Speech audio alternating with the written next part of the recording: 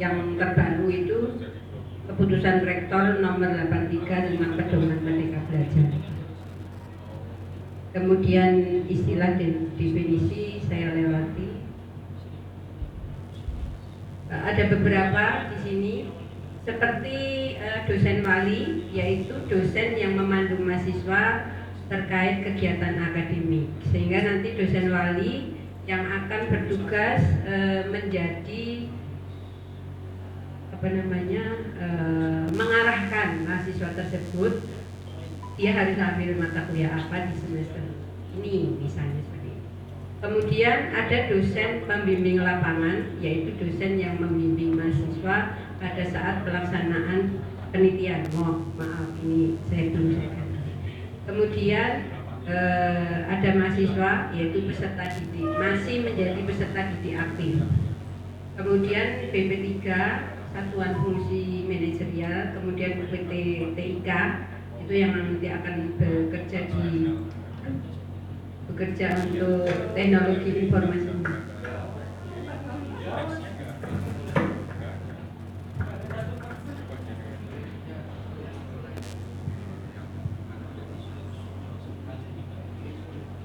Ya, saya lanjutkan. Aman. Kemudian ya ada, nah ini ada institusi mitra Merdeka Belajar. Selanjutnya disebut institusi mitra, dalam hal ini Perpustakaan Universitas Katolik Widya Mandala Surabaya. Kemudian ada tutor SKS, kemudian ada surat rekomendasi. Ini yang kadang-kadang kita lewati. Kalau ini hibah ya, kalau bukan hibah tidak memakai.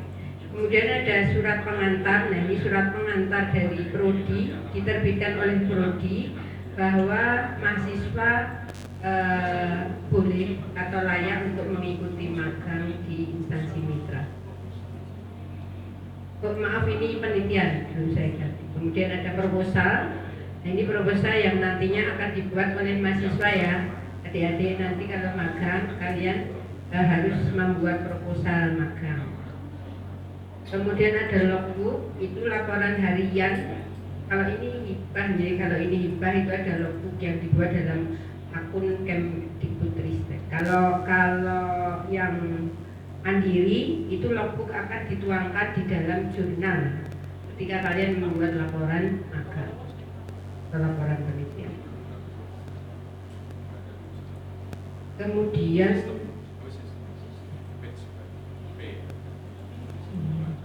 ini magang. Kemudian prosedurnya, mahasiswa dengan setelah melakukan KRS, pengisian KRS dengan persetujuan Kaprodi dan dosen wali akan menerbitkan surat pengantar kepada mitra. Kemudian seleksi dilakukan oleh mitra, dalam hal ini Perpustakaan UKWMS. Jadi boleh ya Pak Vincent misalnya menyeleksi mahasiswa dari kami yang hendak melakukan magang maupun penelitian, diperbolehkan untuk diseleksi terlebih dahulu. Kemudian ada pengakuan SKS dan yang lain-lain. Nah, ini contoh surat rekomendasi. Saya kira itu yang penting untuk magang. Metode seleksinya diserahkan ke mitra. Jadi misalnya penjenengan punya kriteria atau penilaian seperti apa. So far tidak jauh dari misalnya kami memberikan apa. Kami sudah memberikan ke mahasiswa itu JPMK yang seperti apa. Tidak jauh dari situ. Nah, itu makanya kami memang harus memberikan LPS. Kemudian itu untuk magang. Kemudian untuk penelitian tadi judulnya belum saya ganti. Hampir sama ya Pak Vincent untuk penelitian dan magang. Ya. Jadi intinya ada mahasiswa yang akan melaksanakan, ada kaprodi yang berhak untuk merekomendasi kemudian menyetujui, kemudian ada dosen wali, ada dosen pembimbing dari prodi, dan ada dosen pembimbing lapangan dari mitra. Itu saja sih kalau ini. Mungkin ada apa namanya masukan atau kritik. Pak Wadek, Yeah. masukan.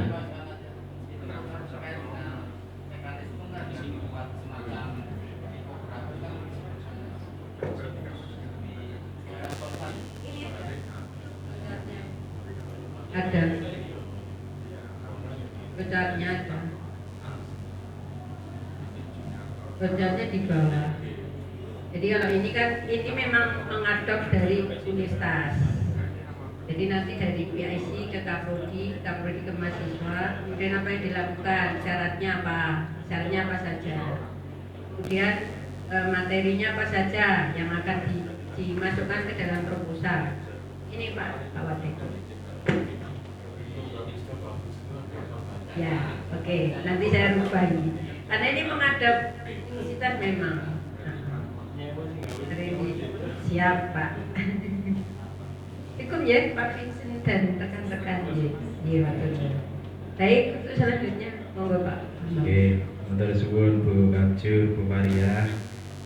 Sampun Bapak Ibu, ada masukan lagi? Pak Wadek? Kalau enggak nanti kata-katakan Pak Wadek.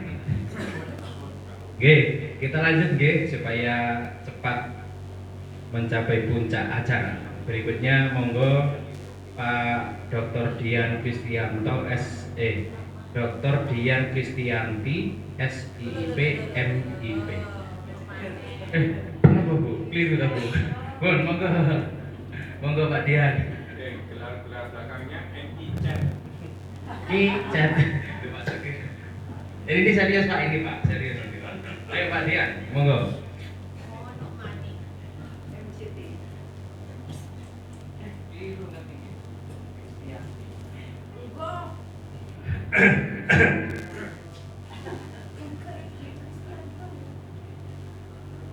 Ya baik, terima kasih atas kesempatan yang telah diberikan kepada saya. Assalamualaikum warahmatullahi wabarakatuh. Salam sejahtera untuk kita semuanya. Maklum Pak Vincent dan Bapak Ibu yang dari Widya Mandala, ya beginilah kita.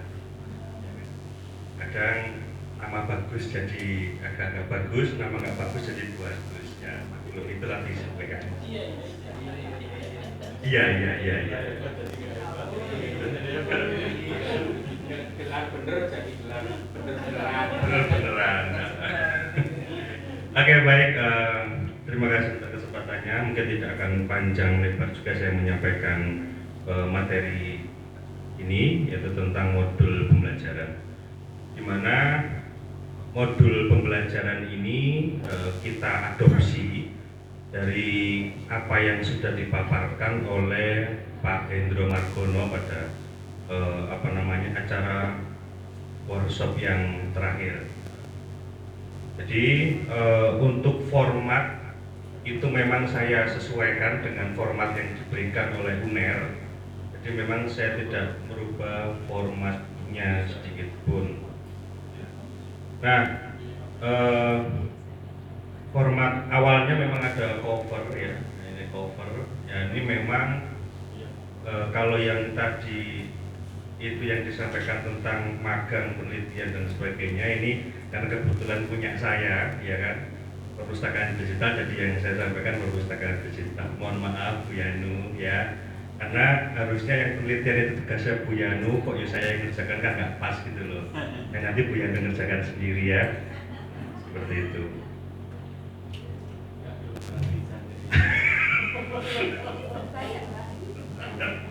Ya, jadi ini formatnya ya, jadi ada profil pengusul. Nah, Jadi untuk teman-teman mahasiswa, modul pembelajaran ini itu setiap awal masuk perkuliahan ini disampaikan oleh Bapak Ibu dosen pengampu kepada teman-teman mahasiswa, dan ini merupakan kontrak perkuliahan atau kesepakatan atau ya agreement antara dosen pengampu dengan mahasiswa, ya, yang harus dilakukan 1 semester full untuk mata kuliah tersebut. Jadi apapun bunyinya modul pembelajaran tersebut, yaitu yang harus yang harus dilakukan secara bersama-sama. Nah, apabila ada kesepakatan lainnya, itu bisa dibicarakan pada saat awal masuk kuliah atau di awal masuk perkuliahan. Jangan sampai di tengah-tengah atau di akhir teman-teman mahasiswa gerudel. Oh lupa, ini kok kayak gini, oh bu kok ini kayak gini ya. Karena kesepakatan di awalnya ya ini kesepakatan awalnya kan. Jadi ketika mahasiswa akhirnya di akhir nanti diminta untuk bikin artikel terpublikasi atau misalkan artikel yang disubmit di jurnal nasional misalkan, ya memang itu yang memang kita sepakati. Nah, seperti itu. Nah, untuk formatnya ini yang kedua, ada format isian desain modul, ada CBL, PJBL sama PBL. Untuk CB itu case based learning. Halo. Apa kamu saya bukan? Kayaknya saya nggak pakai, nggak tetap bukan mic ya. Tes.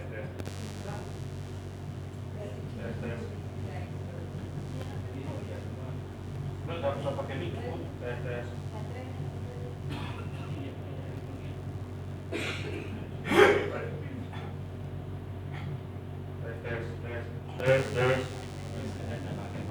Saya. Oke. Jadi untuk jenis modul yang ditawarkan dalam modul pembelajaran itu kita sesuaikan memang dengan kurikulum berbasis OBE, yaitu ada case based learning, ada problem based learning, terus kemudian ada project based learning. Nah, ini kita mengadopsi dari apa yang kemarin disampaikan oleh Pak Hendro. Jadi memang di UNER itu dia pakai 3 ini. Nah, ini bisa kita pilih salah satu atau kita pilih semuanya, monggo. Nah, itu balik lagi ke dosen pengampunya masing-masing dan disesuaikan juga dengan karakter mata kuliahnya. Nah, jadi kita juga tidak bisa memaksakan. Contoh, ada mata kuliah pengantar terus kemudian dipaksakan untuk project base, itu kan mungkin kurang pas ya, makanya silakan ambil yang case base atau yang problem base. Artinya bahwa otorisasinya itu ada di dosen pengampunya. Silakan bahas. Nah, lalu kemudian ini ada judul CBL, CBMK, capaian pembelajaran ini diambil dari CPMK yang sudah dibuat di RPS. Jadi memang modul pembelajaran ini itu turunan dari RPS yang sudah dibikin oleh Bapak Ibu dosen. Nah, catatan yang penting di sini, Bapak Ibu dosen itu tidak hanya membuat RPS, tapi ya diharapkan juga membuat modul pembelajaran. Nah, itu nanti yang bisa ditawarkan oleh mahasiswa di awal perkuliahan. Seperti itu. Nah, untuk deskripsinya juga sama aja, mengikuti yang ada di RPS. Begitupun juga dengan metode pengerjaan JBL. Nah, untuk metode pengerjaan ini memang di dalam modul pembelajaran itu dijelaskan secara detail. Ya, keterangan detail ini memang tidak ada di RPS, namun harus dijelaskan di dalam modul tersebut. Contoh misal tugas 1 itu dilaksanakan seperti apa metodenya, lalu kemudian perkuliahannya nanti seperti apa. Dan contoh kayak misalkan saya di perpustakaan digital itu 12 kali tatap muka, ada penugasan, lalu 4 kali ada pembelajaran mandiri. Tidak ada UTS, tidak ada UAS, karena saya pakai research base. Jadi nanti teman-teman mahasiswa nanti saya arahkan untuk bikin artikel ilmiah yang terpublikasi. Nah, dan pembimbingnya siapa? Pembimbingnya tetap pengaku. Nah, jadi pengaku tetap punya otoritas. Jadi kalau misalkan pengaku itu meminta dukungan dosen lain untuk membimbing, ya apa-apa, silakan, ada masalah. Tapi yang jelas otorisasinya tetap ada di dosen pengaku mata kuliah tersebut. Lalu kemudian untuk bentuk dan format luaran ini juga dijelaskan. Jadi bentuk luaran yang dikerjakan mahasiswa itu bentuknya apa? Luarannya mata kuliah nanti itu apa?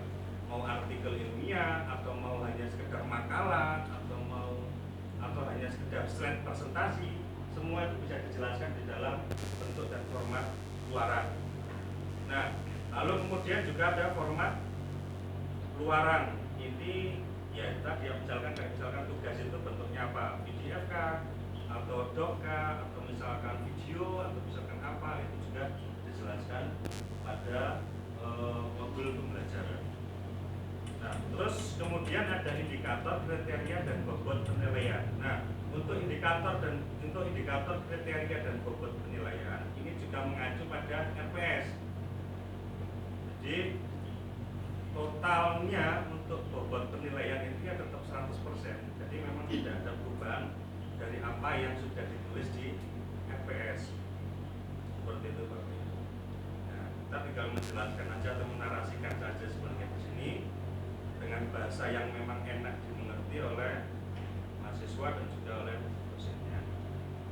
Nah, lalu kemudian ada jadwal pelaksanaan. Jadwal pelaksanaan ini apa ya? Pelaksanaan dari aktivitas perkuliahan di mata kuliah tersebut. Nah, itu kita bisa jelaskan. Bisa.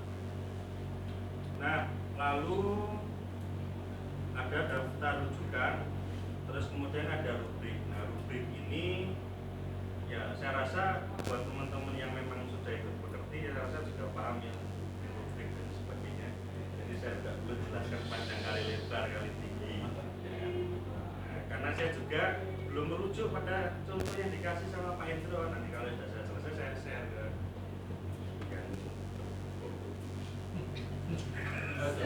yang ya karena memang rubriknya sudah kosong kan.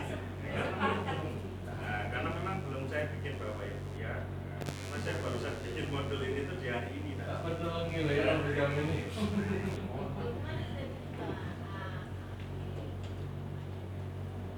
Apa ini ada ini memang di bawah. Tapi kan saya nggak mungkin menjelaskan kalau belum saya pahami gitu.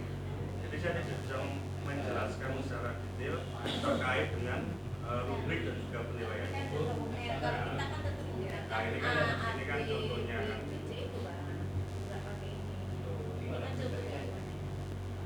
Itu capaian pembelajaran ada.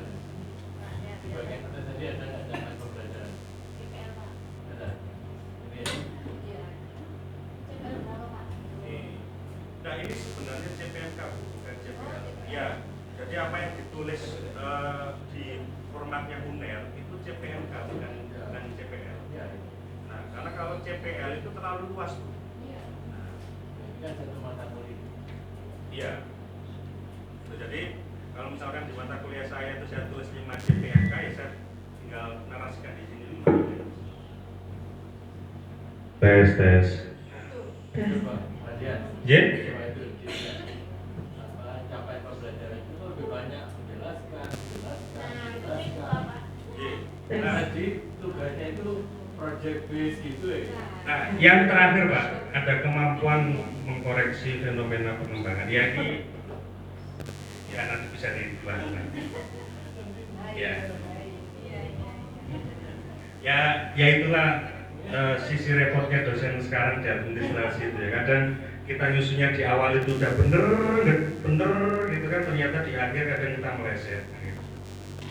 Tapi kalau misalkan kita udah bener di awal sampai akhir, nanti dibilangnya kita copy paste ya, itu kan yang repotnya. Jadi nanti tetap kita koreksi lagi. Terima kasih banyak Pak Padahal untuk koreksinya, jadi nanti saya bisa mengoreksi. Itu artinya yang dikoreksi itu bisa JP-nya, bisa ada modul. Kalau harapannya perlu digital itu sampai project, ya ini yang harus ya gitu. Jadi memang kalau di RPS-nya itu untuk CPMK yang terakhir itu memang acuannya tetap di C6, makanya ada kemampuan mengkoreksi itu kan kalau nggak salah C6 kan? ya jadi Koreksi. evaluasi. Nah, C5 itu tadi. Karena kalau kita merujuk ke yang C6-nya ini agak bingung nih. Ini mau diambilkan yang mana?